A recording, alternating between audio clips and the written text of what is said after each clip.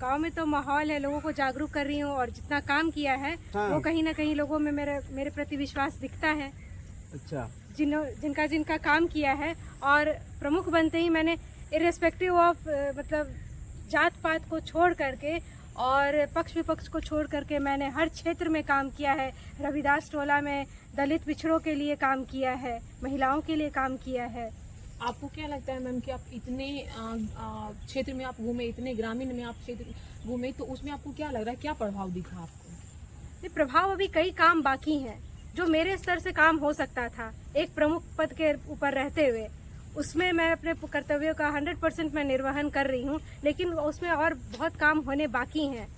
और अच्छा, क्या लगता है आपको हरनौत विधानसभा क्षेत्र में अभी वर्तमान में जो विधायक हैं वो बढ़िया ढंग से काम किए हैं कि नहीं, ऐसा क्या लगता है आपको? घूम रहे हैं गांव गांव तो आपको दिखता जरूर होगा कि सभी ग्राम में काम हुआ है या नहीं हुआ है। जो वर्तमान विधायक हरिनारायण सिंह है, आपने उनके काम को भी देखते होंगे, गाँव में जाएंगे तो काम को अनिवार्य से देखते होंगे। तो हमको ये बताइए कि अधिकतर गाँव में काम बढ़िया ढंग से हरिनारायण सिंह के द्वारा कराया गया या नहीं? प्रेमन बीघा से पंचायत समिति पहले बनी 2021 में, उसके बाद में 2024 में प्रमुख बनी हूँ, फरवरी में।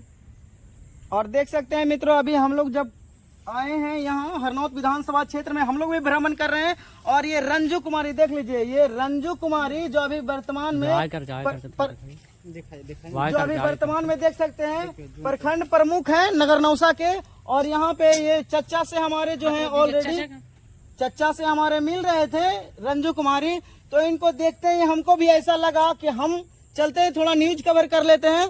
तो ये चच्चा का आवाज भी हमको कुछ अच्छा लगा। क्या लगता है इस बार रंजू कुमारी का जीत तय है? जी हाँ सर, एकदम पक्का पक्का दिल से सहयोग करेंगे तमाम जनता। दिल से। आप यादव जी हैं? न, हम रमानी भाई हैं। रवानी भाई हैं? जी हाँ। देख लीजिए, रमानी भाई भी सहयोग कर रहे हैं, दिल से सहयोग कर रहे हैं। और देखिए ये जो रंजू कुमारी हैं शायद अभी तमाम जनता से मिल रही हैं, आपके पास भी मिलने आएंगे। और इनसे मिलकर भी हमको बहुत अच्छा लगा, क्योंकि तमाम जनता की जो है रुझान में अगर कोई अभी वर्तमान में है तो वो है रंजू कुमारी है। और सर से आपसे जानना चाहेंगे। मैं अपना परिचय दे देता हूं। मेरा नाम मनोज कुमार यादव हुआ। मैं बिहार पुलिस में एएसपी ऑपरेशन के रूप में यहाँ पे मैं काम किया हूँ, और देश की सीमाओं में मैं सीमा सुरक्षा बल में कमांडेंट के रूप में तैनात था।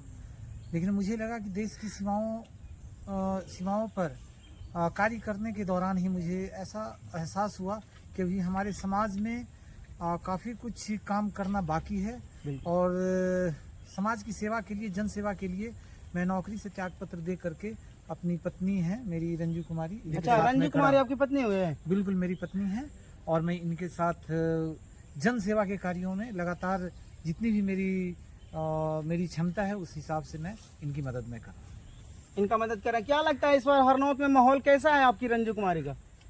हरनौत में जहाँ तक माहौल है, अभी मैं इनके साथ घूम रहा हूँ, और घूमने के दौरान पब्लिक से जब मैं मिलता हूँ और गांव की गलियों में मैं जब जाता हूँ, तो गलियों की स्थिति आज भी, भले चमचमाती सड़कें हमें मिल चुकी है, सब जगह से कम्युनिकेशन हो रखा है, लेकिन गांव की गलियां अभी भी लगता है कि कभी आज़ादी के बाद से कहीं काम ही नहीं हुआ है। कुछ काम हुए हैं उन क्षेत्रों में मैं जहाँ पर लोगों से मिले हैं, दलित और महादलित टोलों में, तो मैं वो देखा हूँ कि केवल रंजू कुमारी और ये जनप्रतिनिधियों द्वारा जो छोटे छोटे काम हुए हैं वो हुए हैं। किस पार्टी से चुनाव लड़ेंगे रंजू कुमारी? पार्टी की घोषणा जल्द कर दी जाएगी, और कई जगह से आमंत्रण आए हैं, उस पर विचार और मंथन चल रहा है। जिनके साथ हमारी विचारधारा जो गरीब गुरुओं का साथ देगी, आम जनता के कल्याण के लिए जो पार्टी काम करेगी, हम उनका साथ देंगे और उनके साथ ही मिल करके चुनाव लड़ेंगे। जो गरीब गुरबा लोगों को देखेंगे, समझेंगे, उनकी जो भी है मंशा वो आपकी मंशा रहेगी। बिल्कुल।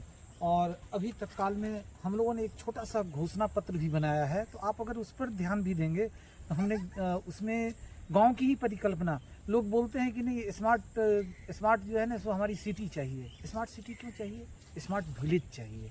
हमारी 90% जनता गांव में निवास करती है, और गांव में युवाओं का जो मैं देखता हूं, तो मुझे लगता है कि ऐसे युवा अगर देश सेवा में जाएं तो उनकी बेरोजगारी भी दूर होगी और समाज का भी कल्याण होगा। क्या लगता तो है? हमें स्मार्ट गांव बनाने की कल्पना पर विचार जरूर करना चाहिए, और सभी पार्टियों को करना चाहिए। सर क्या लगता है सर, क्या हरनौत विधानसभा से अगर कोई भी पार्टी से आपकी जब सीट मिलती है और तो priorities टिकट है मिलती है तो कि, एक्चुअली एक अगर आपकी concept चला सरकार हुआ है आम छोटे छोटे बच्चों में, जहाँ पर बैठ करके शांत तरीके से एक लाइब्रेरी का कॉन्सेप्ट हम लोग दे रहे हैं कि हर गांव में विधायक के पास बहुत फंड होते हैं और उस फंड से हमारी शुरुआत होगी कि हर एक गांव में एक ऐसा माहौल दें, ऐसी लाइब्रेरी दें जहाँ का युवा पढ़ करके किसी भी सरकारी सेवा में या किसी भी प्राइवेट सेक्टर्स में काम करे, ताकि उनकी बेरोजगारी दूर हो सके। तो ये मेरी सबसे पहली परिकल्पना है। दूसरी परिकल्पना है कि गांव की गलियों पे विशेष रूप से फोकस किया जाएगा, एक तरफ से स्टार्ट किया जाएगा और गांव की ही कमेटी बना करके। ऐसा नहीं होता है, ज़्यादातर देखा जाता है कि विधायक के बड़े चर्चित जो चेहरे होते हैं उन्हीं को बार बार हर जगह काम करने का मौका मिलता है, तो नहीं, और उसमें काम की गुणवत्ता बड़ी खराब मिली है मुझे।